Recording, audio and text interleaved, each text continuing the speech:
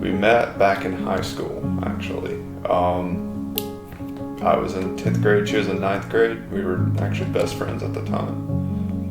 But we didn't end up dating till later on. We always liked each other, but just timing never worked out, I guess.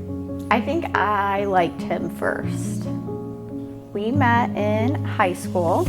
We were best friends in high school. Then my best friend at the time was down in Woodstock visiting, and she said that she was inviting a guy down, and it was actually Bryson's best friend. So I kind of kept up with her all throughout high school, kind of waiting for my chance to kind of ask her out and let her know that I actually liked her, but it just didn't work. And then we graduated high school, and then I knew she was still up in LJ, where we're from, and she was working at Arby's at the time. So I was like, okay, I can always kind of meet up with her there until she moves off. And then she ended up moving down here to Woodstock. So I was like, crap, I'll probably get that chance. I might not ever see her again. I'll have to figure out another way to do it. But one day I was hanging out with my friend Brad. He's actually going to be the best man.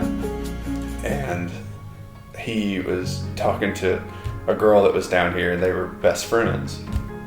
So he was like, hey, you want to go on a double date? And I was like, well, sure, who's the girl? And he goes, you know her, it's Mackenzie. And I was like, yes.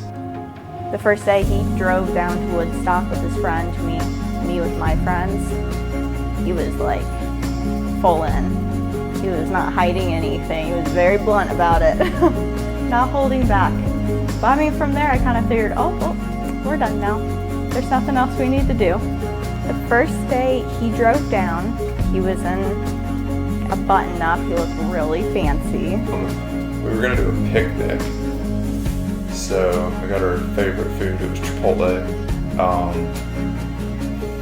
and then I found a park not far from here, a few miles, and I was like, hey, let's go there.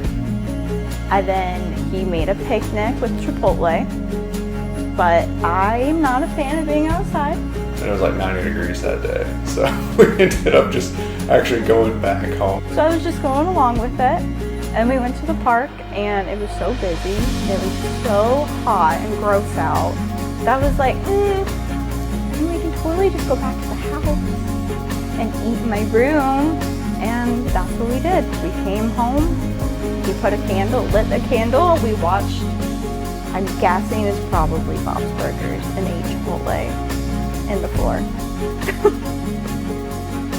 Just got along so well. I feel like I'm the one that pushed it more than he did, for sure. He was very quiet. I was scared to tell her at first because I guess it was kind of soon. As corny as it is, I'd always loved her. We were laying in bed, and he was staring at me, and he kept on making this look, and in my head I was like, I know what you're about to say. And I remember I kept giving her this really weird look, and she would always just go, why are you looking at me like that? I was just too afraid to tell her. He just kept on looking at me, and I was like, are you gonna say it? And then he was like, say what? I was like, I know what you're gonna say. And he was like, okay, I love you. And I was like, yeah, I know, I love you too. So we were on our cruise, getting ready for our formal night, and he was being really weird. He lost 3 pairs of socks within 10 minutes, and he was freaking out, looking in the mirror, fixing his hair all the time. Then he went into the bathroom, and then I didn't hear the toilet flush because I was nosy. I was like, there's something going on. And I had put the ring in my pocket, but I'd put it kind of up and to the side and put the shirt kind of over it so that you couldn't see it. And she comes out of the bathroom and looks directly in my pockets and goes, okay, let's go to dinner. And I was just like, okay, never mind. I didn't see anything. So I'm like, how are you supposed to hide it? So then we went to dinner, and then I'd seen the sun setting, and I was wanting to do it at sunset. So then I was like, okay, we're leaving dinner, we're done. So we went running back up to the photography place.